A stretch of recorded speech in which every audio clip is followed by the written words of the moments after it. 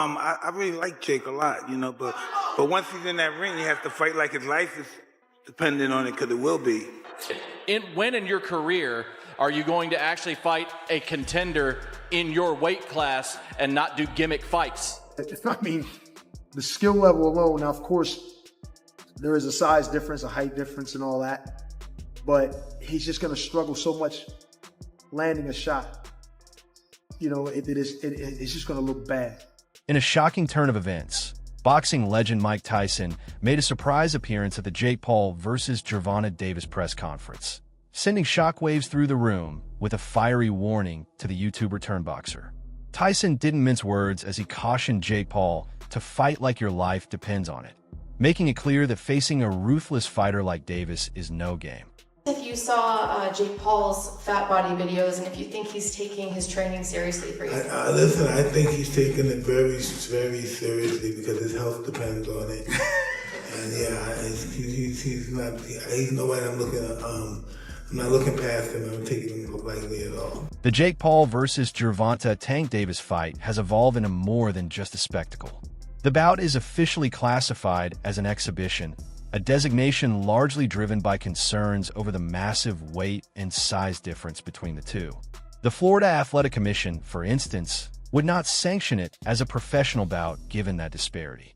Under the rules now agreed upon, they will fight 10 3-minute rounds, both men using 12-ounce gloves, and knockouts will count. Importantly, the decision will be scored by 2 human judges and 1 AI judge, a new addition designed to inject greater objectivity. The Jake Paul versus Tank fight is getting really weird. Gervonta looks scared for his life because the rules are out. They're crazy.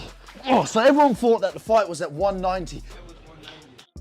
He said it's at 195, and this weight difference is scaring the life out of little Tank. Over 10 3-minute rounds. I said it was 190. The next dispute comes with the gloves. Little Tank is used to fighting in 8-ounce gloves. Baby glove. This fight will be in 12. Hands might be too small. Also, Tank just fought in a 12 3-minute round fight against Roach. Yes, and now he's fighting in 10 3-minute rounds, which isn't too bad. Well done, Jake. Exhibition though, can he win? Yes, he can actually win. It will be overlooked by 3 sanctioned judges. So he can actually still win and knock him out. But here's the trick. It's body punches only. And there's a reason. That's because Tank said, look, this is a bit unfair. I don't want to punch up. I want to punch at my head height. Where does it fall? At Jake Paul's belly. Oof. So apparently we've heard there's no knockdown rules, but aside from that, it's a pretty well-rounded fight. Oh yeah, and there's some drug testing involved. But Jake Paul for the win. Reports now indicate that Davis has bulked up during training camp and is walking around closer to 160 pounds, even though he has never officially competed above the lightweight limit of 135 pounds. This upward shift, while still below 160, brings him nearer to the catch weight agreed upon for his exhibition bout with Jake Paul. The added mass could enhance his punch resistance and power, making him a more dangerous and unpredictable opponent. Yeah, Gervonta Tank Davis, it's my prediction that Gervonta Tank Davis is going to weigh in on the night of the fight against Jake Paul, knocking on 160 pounds.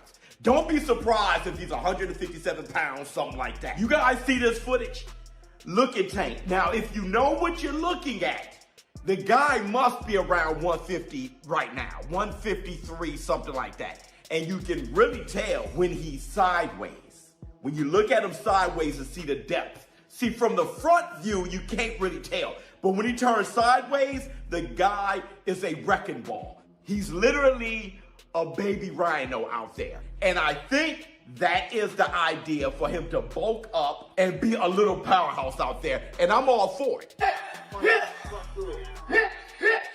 I'm gonna tell you in this video why I think that's the best thing for Tank and why I think he will be knocking on 160 pounds. Teddy Atlas believes Gervonta Tank Davis is as close to a complete fighter as boxing has right now. He praises Davis not only for his devastating power and finishing ability, but also for his counterpunching instincts, his ability to set traps, his control of distance, and his mental fortitude in the ring.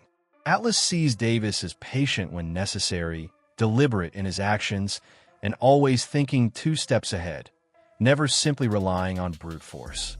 In his view, These qualities make Davis the one boxer among the elite lightweights who possesses all the tools needed to potentially beat someone like Jake Paul, whose style is still developing and whose record doesn't yet reflect elite technical refinement. The only other time he was in, for the fans to get mad with that, was against Fury's Tommy Fury, but it wasn't that level, obviously, and all the size things you just rightfully pointed out. But he would have been in there with, I mean, it seemed crazy. You're going to go in there with a guy who was a two-time heavyweight champ and a gold medalist? Wow. Even though the guy's, at a twilight part of his career, still. And you've given a lot of credit and props to Jake Paul on this show of helping get more eyeballs to the sport, but the way he takes it serious and goes about his approach and his work to this craft, that he does take it seriously. With that being said, when he announces Tank Davis, I'm getting tired of these gimmick fights and him loading the deck up. Whether it was Chavez Jr. or an old Mike Tyson, or we could go on and on with some of the UFC guys and the great Anderson Silva at 46 years of age. Tank Davis, great fighter, current fighter, world champion. We know how good he is. Been a top 10 pound for pound guy for you for the last few years now. But he's 5'5" and 135 pounds. This sounds like it would be a 195 pound fight, an exhibition. Wouldn't count on their records. Not a whole lot of other details other than it will be in November, and it sounds like in Atlanta. But I've said enough. I just want to hear your take. What do you make of this news with Jake Paul and Tank Davis? But, and I'm smiling a little bit. But back in the day, I love the 1800s, 1700s, my friend out there, 1700s, whatever. But I love the old time fighters. They were catch weights. And there was guys like Sam Langford. I know Sam Langford shouldn't even be comparing him with this because... Despite Davis's superior skills and newly bulked up physique, former super middleweight champion Carl Froch warned that Paul's size and unorthodox power present a serious threat. Davis, he said, won't be used to being hit like that. Froch's concerns reflect widespread unease within boxing circles.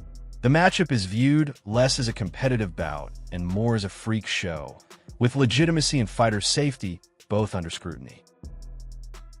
Just here at Los Naranjos in Viva, España, and I found out that Gervonta Davis is now fighting Jake Paul. So Jake Paul was supposed to be fighting AJ. Eddie Hearn announced 99% done, which we've just spoke about. What next for AJ? Potentially Jake Paul. But it now looks like that Jake Paul is fighting one of Anthony Joshua's legs. He's fighting Gervonta Davis, somebody who's a quarter of his size. I don't even know what's going on. Has Eddie Hearn been played? Let me know what you think. But the AJ fight with Jake Paul's finished. Gervonta Davis, fake Paul, November. I don't know what's going on in the world of boxing. This is an absolute joke. What next for AJ? We'll get into this, and there's so many questions I want to get into in the next episode. But I hope you enjoyed this one. And yeah, I just thought I'd give you a quick update because the news has just come in and I'm just trying to relax and play a bit of golf and I can't. I've got to get it off my chest. I'm going to add it to this video. Hope you enjoy it. Don't forget, if you haven't already, hit like, share and subscribe to the best channel in the business, Froch on Fighting, and we'll see you very soon. Froch has issued a stern warning about the safety risks surrounding the upcoming Paul versus Davis exhibition, emphasizing an estimated 65-pound weight gap between the two fighters.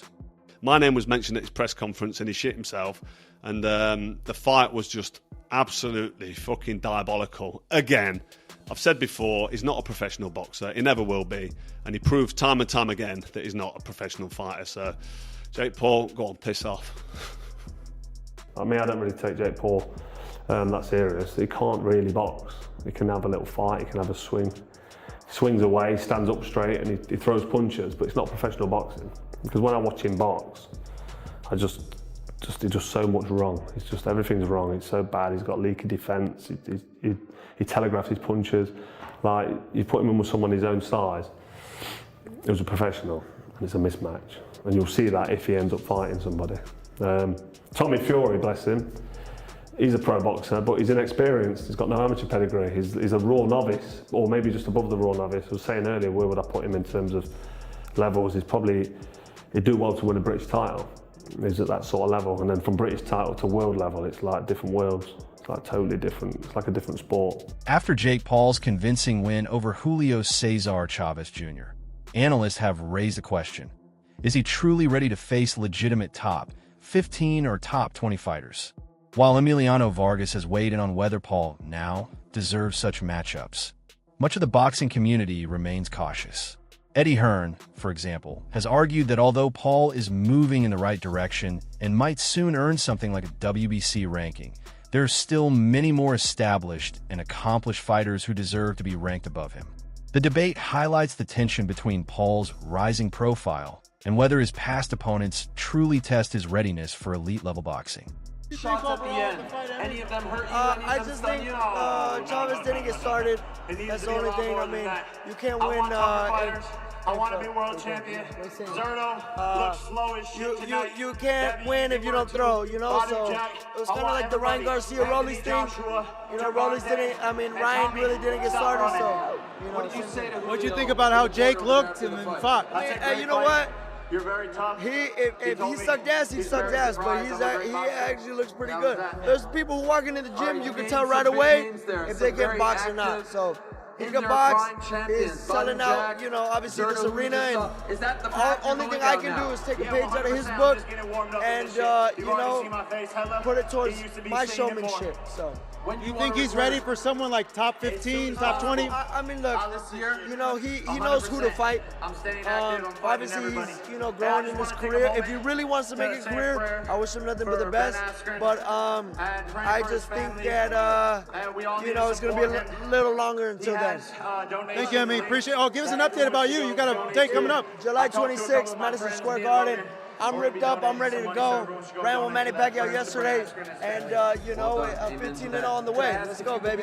Thank you, Emmy. Appreciate it, man. My brother, appreciate it. The idea of Jake Paul being granted a WBC ranking has sparked backlash, with critics saying it risks undermining the sport's integrity. Veteran heavyweight Derek Chisora has been among the most vocal. He argues that real boxers earn their rankings through years of hard work, proven records, and victories over credible opponents. From Chisora's perspective, awarding Paul a ranking spot purely for fame or promotional value is unfair to fighters who have bled and sacrificed for theirs. The WBC have said they're going to give a cruiserweight ranking to the winner of this fight. Do you think they deserve one? I don't think so. I don't know why. It's hard enough for real athletes, for real boxers to gain those rankings, and then suddenly this Solomon Souza decides to give double ranking because he's getting some greens in his, you know, in his back pocket. No, that is disgrace to boxing. Sports commentator Stephen A. Smith pointed out the dramatic difference in size and pedigree in the Jake Paul versus Gervonta Davis fight. While Jake typically weighs north of 200 pounds, Davis is a lightweight champion, creating a massive gap that hasn't gone unnoticed by fans or critics. Smith questioned whether promoting such mismatched high-profile events does more harm than good for boxing, warning that spectacles like this risk turning the sport into mere entertainment rather than genuine competition. I can't buy the hype at this particular moment in time. Now, I'll give Jake Paul credit for this. At least he's in the ring with a boxer. But 57 years old is 57 years old. And 57 years old and formally walking into a UFC fight as an audience member, as a patron with a cane, it's hard to me to believe a year later that you're going to be in any condition to really, really fight. I hope I'm wrong, but I don't know. And if you're Jake Paul, here's what I want to say to you. It's Mike Tyson, that's fine. It's a money fight, I get you, and you want to make money. But at some point in time, if you keep telling us that you're taking boxing seriously and you want to be recognized as a big-time boxer / fighter, you're going to have to fight somebody closer to your age, who is a contender at the very least in the sport and who lives with it every single day. Could you please get in the ring with somebody? Pretty please with sugar on top. I'm interested. Smith also delivered a sharp response following the controversial majority draw between Davis and Lamont Roach in March. He emphasized the strength of Davis's impressive record and dismissed any notion that criticism was justified. In his view, Davis displayed true championship composure by refusing to waver under doubt or dispute. His immediate willingness to accept a rematch was portrayed as the act of a confident fighter eager to reaffirm his dominance at the highest level. Gervonta Davis might be every bit as box office as Maverick himself. As exciting, as electric, because this dude performs every time out, y'all. Wherever Davis goes, wherever he fights, fans justifiably follow. He's that special. And Davis is without a doubt one of the top 5 pound-for-pound fighters in the world right now. Don't you even doubt it. Stephen A. Smith argues that for an established and proven champion to fight such an inexperienced or lower-level opponent could damage his reputation. According to him, this matchup is far below Tank's level, which is why he said Tank should be ashamed of it. Stephen A. expressed strong disapproval for the trending mismatched exhibition bouts, including Paul versus Mike Tyson, saying Paul was saddened and even disgusted by the idea. Calling out the mismatch more bluntly, he emphasized the need for Paul to face real competition, not former athletes or stars past their prime. Jake Paul is a professional. At some point in time, I don't give a damn if it's a light heavyweight. Beterbiev, Bivol, a super middleweight, Canelo, Mexican Monster, David Benavidez, somebody that actually has a reputation. The time has come for Jake Paul to step into the ring with a cat who actually boxes for a living and give us that fight. I appreciate the fact of him promoting. I appreciate him having the cachet as a former YouTuber turned boxer. I like Jake Paul. I respect Jake Paul.